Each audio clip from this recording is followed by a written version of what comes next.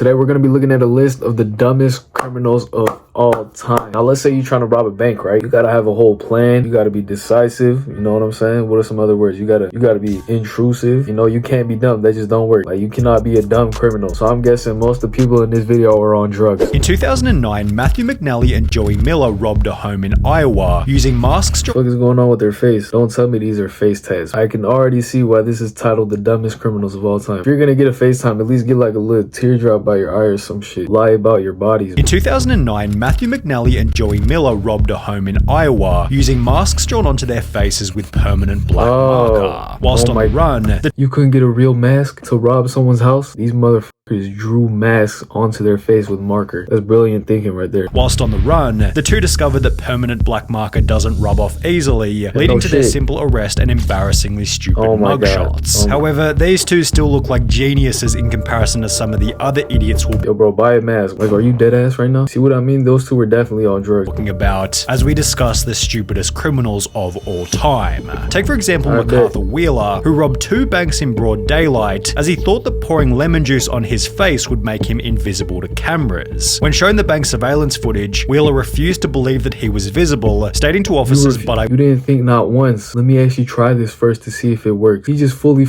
winged it. Like, what's the science behind that? Why would lemon juice make you turn invisible? We're 30 seconds into the video and I've already paused like 10 times. The juice, believing that as long as he didn't come near a heat source, he should have been completely invisible. Police concluded the Wheeler was not crazy or on drugs, just incredibly mistaken. I refuse to believe that this person was sane. Fuck him. Y'all need to arrest this plug. Whatever he sold to him is far worse than fent, no doubt. With the lemon juice mistake eventually costing Wheeler a 24.5-year prison sentence. However, 24 years on the topic of terrible disguises, then we can't go past Dennis Hawkins, whose disguise as an old lady wasn't much better. His sweater accompanied fake and you got a whole beard. Yo, the people just keep getting dumber and dumber. Boobs, a full beard, and fittingly clown pants, with this insanely recognizable outfit, helping police to catch Hawkins only an hour after the robbery. The police chief for the area stated, "He would get my nomination for dumbest criminal, I think. You still have his black facial hair with a blondish wig." You know, no one's gonna question that, so I think the first two criminals were still far dumber. Different is also a good way to describe Patrick McGuire's disguise, who robbed an Illinois convenience store while covering his face with a clear plastic bag. He was okay. You know, they started off funny, but now it's starting to piss me off. A clear plastic bag. Why not a black one that people can't see through? You know what? Let's hear his reasoning for this shit. Let's hear why he did this. Only able to obtain $60 from the robbery. However, due to his extensive criminal history, he was sentenced to 15 years in prison for the stunt, meaning that he had to spend 1 year in prison for every $4 stolen from the store. Talk about a bad return. Equally bad was Paul Sinclair's, who attempted to rob a bank in Florida by using his fingers curled up into a gun shape. That's it, bro. That's it. I'm about to end this video, so I'll try and pause less from here on. The quote-unquote weapon was so non-threatening that the bank teller gave him only $120, after which he'd flee on. Why would you even give him money at all? If I was the cashier, seriously, bro, if someone came in with a ski mask and pointed a finger gun at me, I'm smacking the shit out of him. And notice how all these people have been Americans so far. We are cooked as a nation. We're burnt, gang. We're deep fried. After which he'd flee on foot before being caught by police only 10 minutes later. Then there was James Blankenship, who thought that robbery was legal as long as you did it at a certain time of day. Back in 2013, Blankenship broke... What the f does that even mean? Back in 2013, Blankenship broke into his own mother's home, after which the police were called, who would take to their Facebook page later that day to explain what had happened. He fled the scene upon seeing his... This motherfucker broke into his own mom's house. Mother. The male was located under the house hiding in a crawl space. When advised of his charges, he made the statement, "I thought you could only be charged with burglary if you break in during the night time." Okay, that guy thinks the world is all sunshines and rainbows. He probably still watches cartoons to this day. What type of Looney Tunes ass lie is that anyway? Only get arrested at night. That is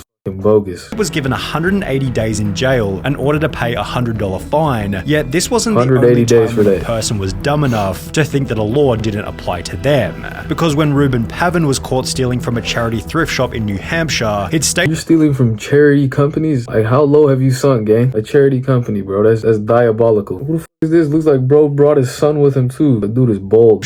He'd state that he thought everything was free because of the name of the business, Oh my Finders God. Keepers. The Holy sign did shit. say Finders Keepers, so I took that DVD player, took it home, haven't told the local TV station. A couple of weeks later, the stuff is still there on the porch, so I'm thinking to myself, Finders Keepers. They probably just put stuff out there for people to take. You know what? This is probably the smartest criminal so far. And that's saying a lot. Because this is still dumb as but compared to all the other shit, it kind of makes sense. The business responded via Facebook stating, "This man who was caught on video is saying it is all a misunderstanding. He thought everything at our store was free. Is that really the best defense he could come up with?" After which Pavin reportedly turned in the stolen goods to police, holding that he's not a bad person or a bad dad, and is rather just unbelievably stupid. But was he as dumb as Derek Mosley, who Okay, look, this is the first black guy in this whole video so far. Please, brother, be a little smarter, please. Prove that you're better than these white people. 2013 attempted to rob a store named Discount Gun Sales by using a baseball bat. When Oh my Mosley God. allegedly barged A baseball bat. Let me tell you something. What the f does a baseball have on a cashier who has an AK-47? What are you gonna swing the bullets back at him? Like what the f? Discount Gun Sales and smashed a display counter with his baseball bat, the store manager simply pulled out his own personal firearm and pointed it straight at the would-be robber, holding Mosley in the store until he was arrested and charged with first-degree robbery. A similar story then. If you're gonna rob a gun store, you gotta at least come in there with like a bazooka or some shit. Knowing that the cashier has a gun at all times, you gotta one-up that. There's no other way. Who the hell did you think you were getting in there with a baseball bat? A similar story then came out of Texas in July 2022 when a gun store was robbed at knife point, although this tale instead With a ended in knife a this body time. bag as the robber was fatally shot by the store owner as he tried to exit with his loot. But what happens This is low-key deserved, bro. you accidentally call 911 whilst committing a crime? Pocket there's dialing no the way. police is probably a fairly common occurrence. However, for Carson Reinhardt and Pocket Nathan dialing? Teclamariam, it happened at the most unfortunate moment, specifically while they were breaking into a car. Bro. The alert dispatcher soon realized that the call was an accidental one, and moreover that the guys on the other end might be up to no good. For the next 35 minutes, the dispatcher stayed on the line, listening and gathering information, as Teclamariam and Reinhardt did the following. That's so embarrassing. You sitting there breaking the car with your homie, probably telling him the exact car model, telling him the license plate, telling him everything. Meanwhile, you got a cop on the line just taking notes of everything that's going on. Discovered a car that they thought they could burglarize, discussed how to break into the car, allegedly broke into the car, exclaimed in delight over finding narcotics in the car, became confused as to how and why a police car was following them, and reacted in disbelief when the arresting officer revealed that they'd been on the line to 911 the entire time. Scott Simon found himself When I see cases like that, it's like, I wonder, how do atheists exist? Like, cause there's no way that shit is a coincidence. There's no way they somehow dialed the police on accident as they were robbing a car. That's God's work right there. There's no other way. in a similar situation, although under much more severe circumstances. Whilst on trial for murder in 2015, Scott was successfully sentenced to life in prison, as 2 years prior he'd pocket dialed the police while admitting Oh to my a God. friend that he was the one who committed the crime. This guy got life for pocket dialing the cops. Like I said, man, there's no way atheists exist. He had no idea he called 911, a sheriff's office spokeswoman told the Miami Herald. He basically told on himself, as did Albert Bailey, although in a much stupider way. Bailey had planned on robbing a bank in Fairfield, Connecticut, although rather than exercising the element of surprise, he'd call the bank prior to the robbery stating, "I want $100,000 in large bills and no die packs. I'll be sending someone into the bank to get the money. Don't call the police, we are monitoring the police scanner." Yo, who the f do you think you are? We are monitoring the police scanner. This dude think he Lester or some shit. Prior to making this phone call, Bailey had already served 7 years in prison for a previous bank robbery. However, Well, he trying to go back because there's no other solution as to why he did this. No one on earth is that f***ing dumb. He probably fell in love with his cellmate on some fruity shit, or he just hates his baby mama or something. He's trying to go back to jail. this new plan was equally ineffective, as after arriving at the bank to collect his cash, Bailey was locked inside, arrested, and sentenced to another 9 years in prison. Good. Although if he wanted to Good, bro. avoid this time behind bars, he could have had a chat with What the f? Yo, these two look like they're from that one famous inbred family. What was their name? The Whitakers. Like, dead ass. Tell me I'm not tripping, bro. and Amanda Watts, who got arrested in Florida for selling tickets to enter heaven at a price of $100. Tito Watts said in his police statement, "I don't care what the police say. The tickets are solid gold, and it was Jesus who gave them to me behind the KFC and said to sell them so I could get me So she did Fent behind the KFC. That's what I'm getting at right now. some money to go to outer space. You should arrest Jesus because he's the one who who gave me the golden tickets and said to sell them. I'm willing to wear a wire and set Jesus up. The couple had apparently earned over— Yo, ma'am, Jesus died a long time ago, okay? Who's gonna tell her? The couple had apparently earned over $10,000 from the stunt, meaning that they were able to find people even dumber than them, one of which might have been Ruben Zarate. While attempting to rob a muffler shop in 2008, Zarate was told that the shop couldn't access the money safe without their manager, who didn't begin his shift until later that afternoon. Instead of bailing on the robbery, Zarate instead gave them his phone number, asking them to give him a ring the next time the manager was in. They did so later that afternoon, although after returning to the store, Zarate received no money and was instead met by police and charged with aggravated robbery. Then there was— Mastermind, I got nothing else to say. He's an inventor. He's one of those F students, no doubt in my mind. He gave the employees his phone number so that he could rob them. That's like a new level of creativity right there. And was instead met by police and charged with aggravated robbery. Then there was the man who gave the people he was robbing something even stupider. The unnamed robber walked into a London bank carrying a gun and a bag, which he taped at the front desk before demanding £700,000 in cash from the bank worker. God damn, 700,000? Like, aren't you getting a little too greedy? But after making his demands, the crook handed over his gun to the cashier instead of the bag. Investigating authorities stated, the guess is that he is very inexperienced and that's gotta be the greatest fold in history. There's no way you fold that bet. That was definitely like his first or second time robbing a bank. Cause what type of cartoon-ass mistake is that? Is very inexperienced and panicked when he approached the cashier, handing over his gun instead of a bag by mistake. If I was the cashier, I'd automatically flip that motherfucker back on him. I'd be like, yeah, bitch, now you give me your shit. More damning piece of evidence at his crime scene. After breaking into a house in Atlanta, Jones took a moment to check his Facebook on the owner's computer before leaving without logging. While robbing a house, bro? Really? What was that important that you needed to see on Facebook? What do people even do on Facebook anyway? It's just old man playing mobile games like Candy Crushers.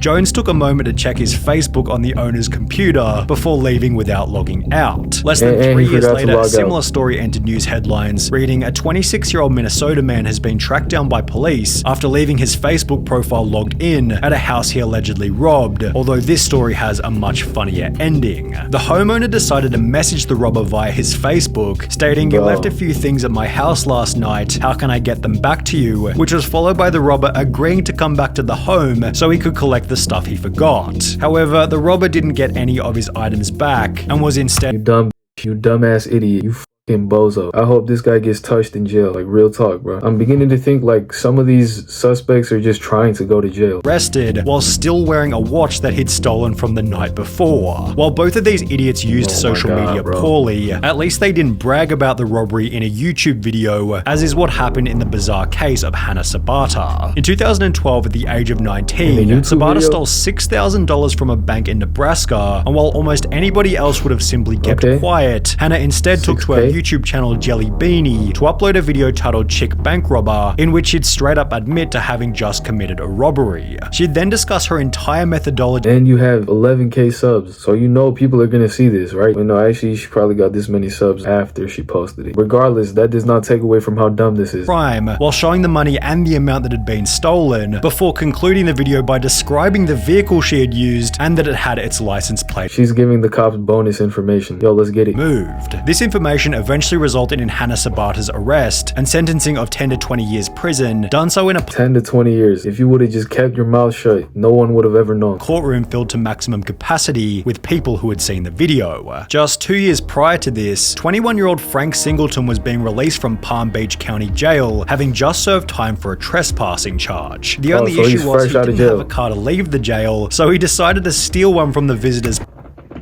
Y'all don't understand. I feel like a genius right now. Like with these choices that some of these suspects are making, I feel like Albert Einstein, deadass. I feel good about every life decision that I made up to this point. He was looking for a reason to get back in jail. There's no other reason. He probably fell in love with his cellmate too. So he decided to steal one from the visitors' parking lot, yet the car he decided to steal was a manual and he could only drive auto. Singleton sat in the car looking like an idiot before being arrested and sentenced to a further 6 years in prison, telling deputies that he tried to take the car because he didn't feel like walking to his home about 6 miles away. Dude, how big are you? So you just sat in that car and waited for police to show up instead of walking your big ass home. Yo, get back up in that prison, gang. You're not doing no good for this world. And while you may be sat here thinking that these criminals can't get any dumber, it's time to introduce 53-year-old Michael Anthony Fuller. While it's common knowledge that the US banknote doesn't go any higher than $100, Fuller had the genius idea to create a counterfeit $1 million note. What the is this? Yo, what the is this? Before trying to use it at his local Walmart. He loaded his cart with a vacuum cleaner, a microwave, and various other items totaling $472 before handing the $1 million note to the cashier, expecting $999,528. He's asking for change too. Okay, let's say by some coincidence, right? By some miracle, your cashier is sped,